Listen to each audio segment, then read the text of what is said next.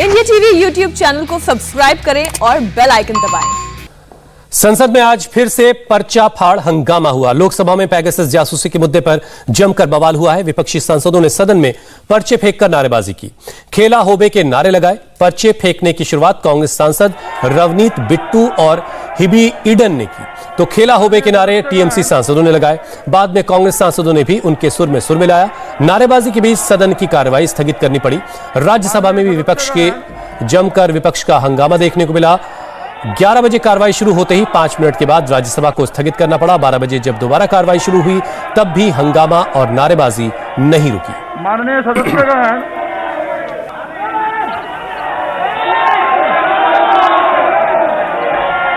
माननीय सदस्यगण,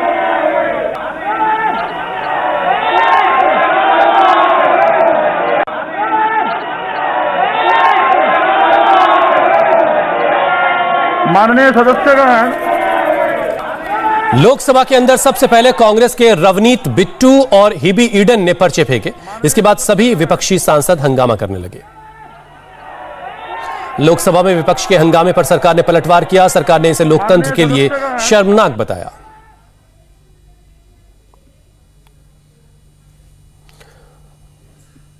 कांग्रेस टीएमसी की हरकत निंदनीय है, यह कहा गया सरकार की तरफ से। की जनता जहां एक और संसद सत्र का इंतजार करती है कि जनता से जुड़े हुए मुद्दों को सभी राजनीतिक दलों के सांसद सदन के अंदर उठाए। आज भी लगभग 18 से ज़्यादा प्रश्नों के उत्तर हुए। अलग अलग दलों के सांसदों ने अपने प्रश्नों को रखा भी, लेकिन कांग्रेस और तृणमूल कांग्रेस के सांसदों ने जिस तरह से सदन ना चलने के लिए हर संभव प्रयास किया, वो विरोध कर सकते हैं, लेकिन उसकी भी एक मर्यादा है। मर्यादाओं को तोड़ने का काम आज जो कांग्रेस और तृणमूल कांग्रेस के सांसदों ने किया है, उसकी जितनी निंदा की जाए उतनी कम है।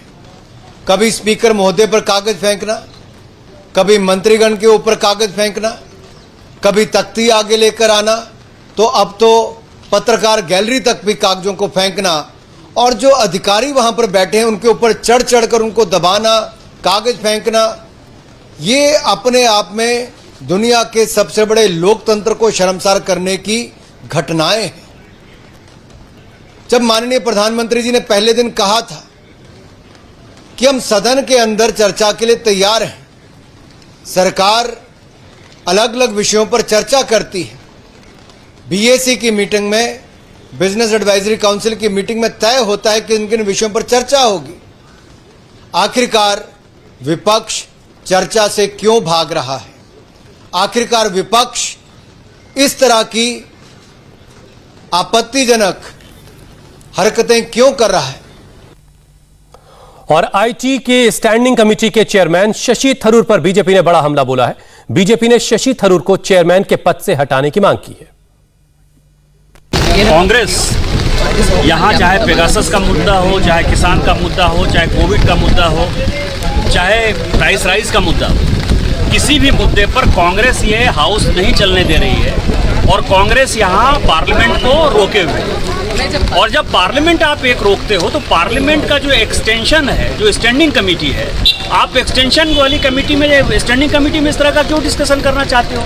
ये जो कांग्रेस का ड्यूलिज्म है, ये मैं जनता के सामने लाना चाहता हूँ कि एक तरफ कांग्रेस ना लोकसभा चलने दे रही है, ना राज्यसभा चलने दे रही है, और हम पहले लोकसभा और राज्यसभा के सदस्य हैं। जब यही डिस्कशन नहीं हो रहा है किसी के विषय में, तो स्टैंडिंग कमेटी में कैसे डिस्कशन होगा?